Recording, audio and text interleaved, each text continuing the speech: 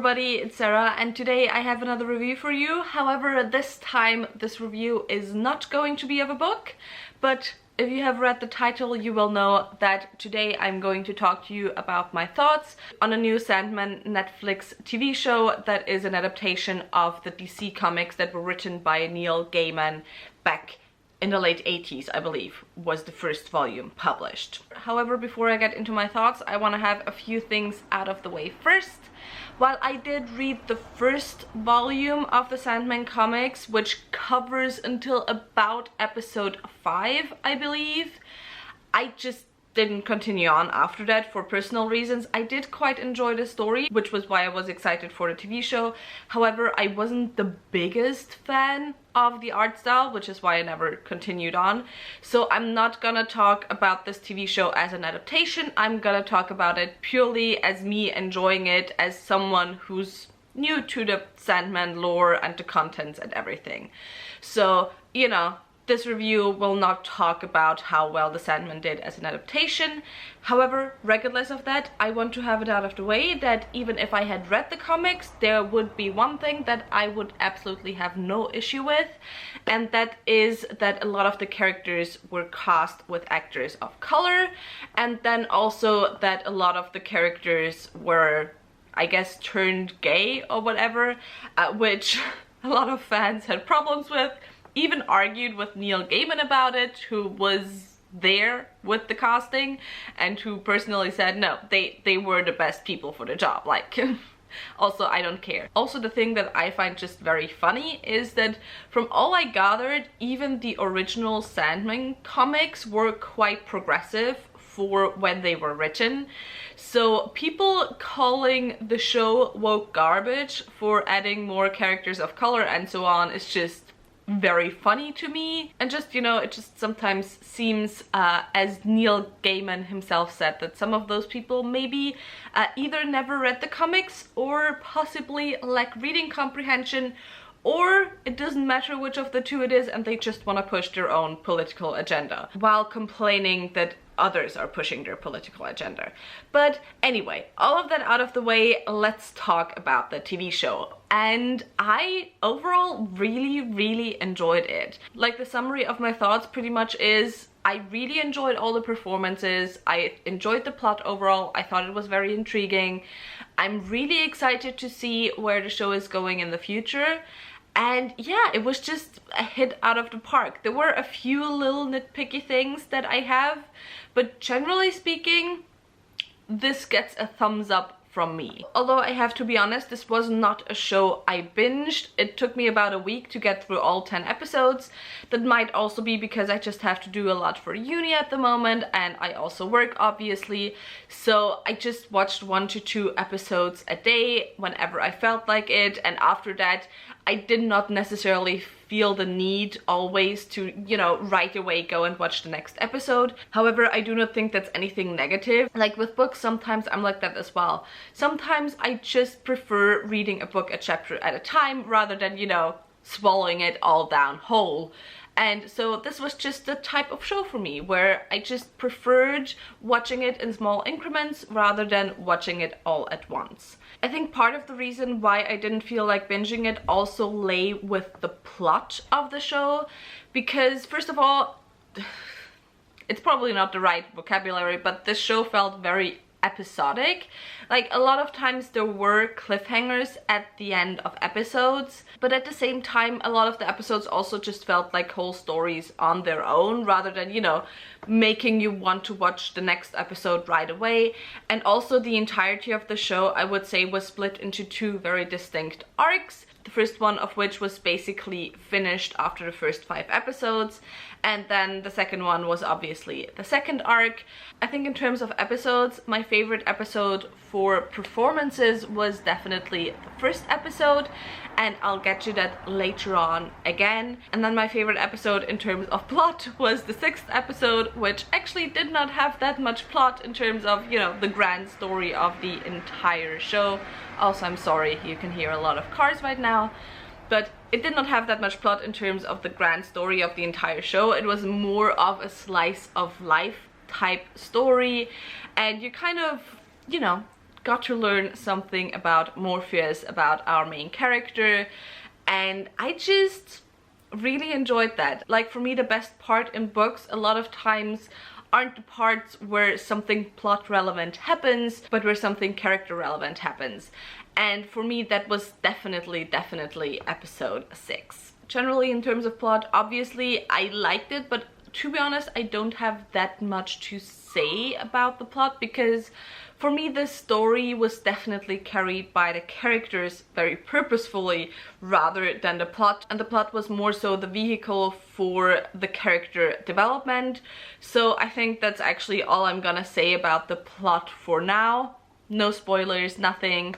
So yeah, let's get on to the characters. I really enjoyed the characters. I found them so incredibly interesting.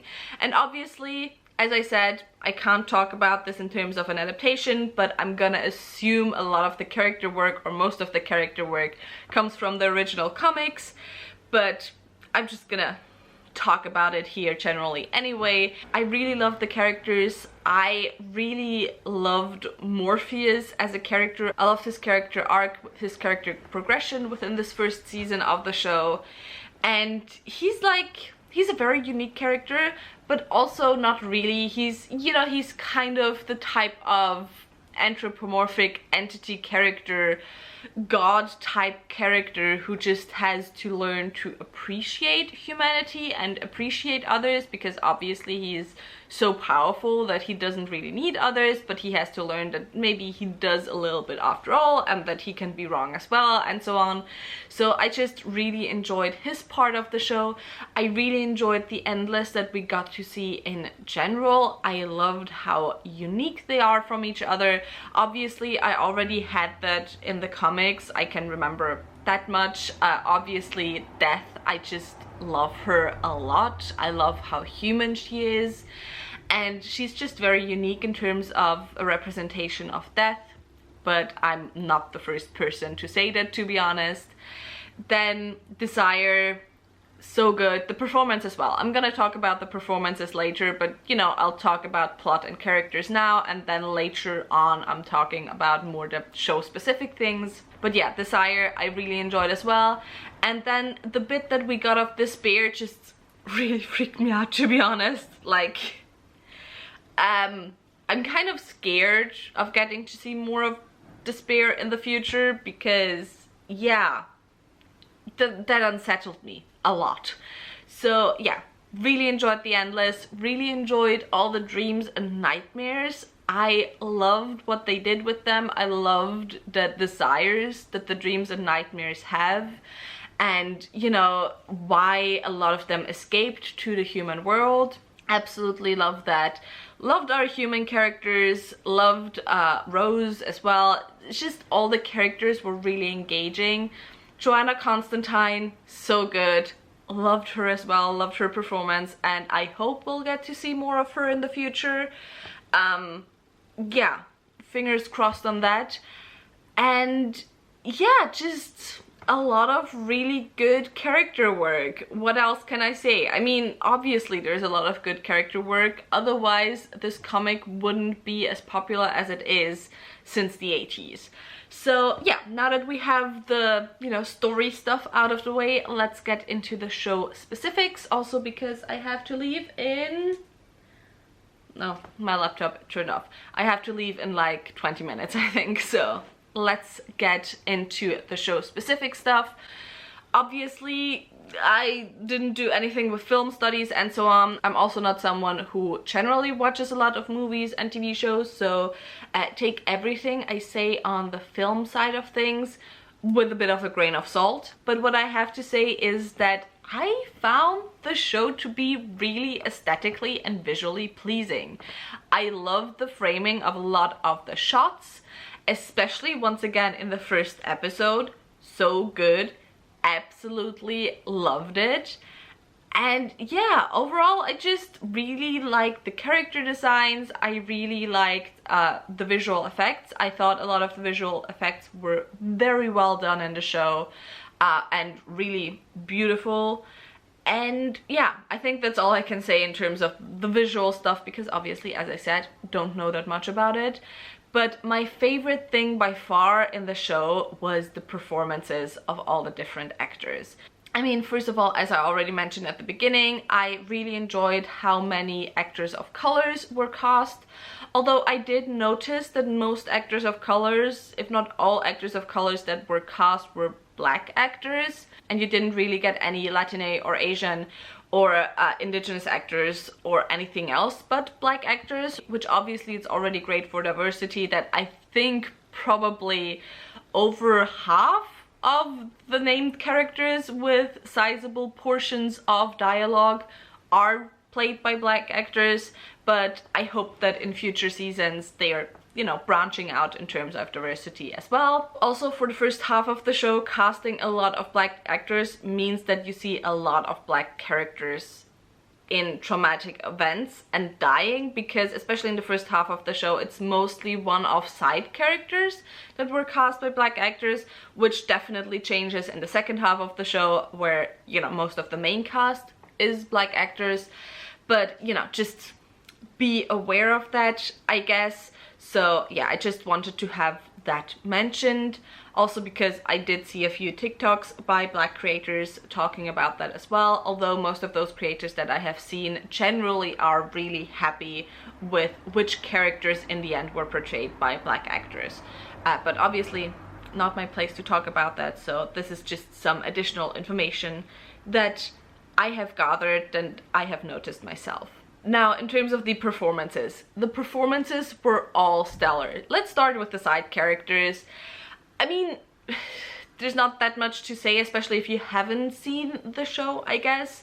But I really enjoyed, as I said, Death and Desire. I forgot all of the actors' names and actresses' names. I am sorry, because I can't remember names for shit. But Death and Desire, and I also really liked Joanna Constantine's performance. Also, just, I love how gay this show is. Like, not just in terms of a lot of the characters being queer, like Desire being non-binary, or a lot of the side characters being gay, but just, I don't know, it feels like this entire show was filmed for the queer gays. Like, fuck female gays, fuck male gays. This is a show filmed with a queer gaze, and I absolutely love it. But yeah, performances. I really enjoyed Death and Desire's performance. I really enjoyed Rose's performance. Joanna Constantine was so good. The little raven, Matthew, loved him. Like, I know it's just voice acting, but it's just very good. There were only two performances where I was like, nyeh. And that was one, Stephen Fry.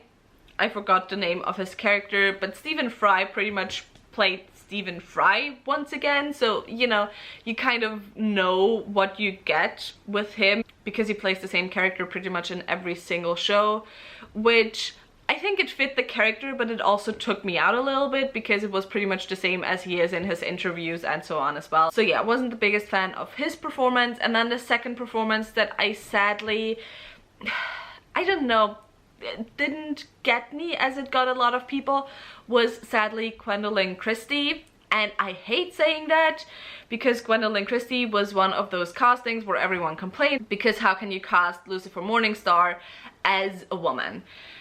And obviously her performance has nothing to do with her being a woman, but for me, I don't know, her performance just lacked a bit of gravitas, and I don't know, just wasn't for me, didn't get what I wanted from her, and it makes me very sad, because, you know, I hate not liking a performance with a casting that got a lot of backlash, because, you know, backlash for stupid reasons. And then lastly, the absolutely most stellar performance of all was Morpheus, Dream of the Endless himself. I think the actor's name is Tom Sturridge. And his acting was so good. That's as I said, the reason why I really love the first episode, because within the first episode you don't hear Dream speak. Not really. I don't think he says a single word, really. I mean, he says something at the very beginning, but for most of the episode he doesn't speak, and it's purely acting with the body, with the eyes, with the face. And it is so good. Like, Tom Sturridge is an amazing actor when it comes to body language, in my opinion. And I also really liked it because a lot of, you know, his line delivery felt purposefully monotone a lot of the times. Like, you could still hear a lot of feeling within the lines, but at the same time it was also very monotone. And the voice he chose for Dream, by the way, so good. I think I saw an interview with him where he said that Neil Gaiman told him that Dream like has the voice that, you know, we hear in our dreams and that's supposed to put little children to sleep and so on, and he really got that perfectly. But aside from just his voice, his body acting is so good. Like, his face doesn't change a lot throughout the show, but he can bring so much across with just his eyes and just like minuscule changes in how he purses his lips, or, you know, just minuscule muscles and so on. Just absolutely amazing performance. Loved it a lot, and I think his performance as Dream was one of the reasons why I really enjoyed the character so much, because yeah, it was just really good. And now my camera is flashing, but I'm also already done pretty much. Oh yeah, I forgot to talk about the Corinthian. I am gay, I am white. Obviously I was into the Corinthian. I thought he was a really interesting character, first of all, and the other thing, yeah, the performance was also just great. I loved his little smirk. I'm gay, what can I say? Obviously. Yeah, that's on the Corinthian. Just in general, I just felt ridiculously attracted to most of the characters because I'm gay. It is what it is. It's what can I say? But yeah, my battery is flashing, so if you have seen the show, tell me in the comments down below what were your thoughts on it. If you haven't seen the show, tell me in the comments down below if you're interested in watching it. If you enjoyed this video, maybe think about giving me a thumbs up and also maybe subscribing. All the links to my social media, as well as to my book club of Queens, Witches and Valkyries, where we read one adult high fantasy book written by a woman or genderqueer person per month. We will have the link down below as well, and I hope I'll see you soon. Bye!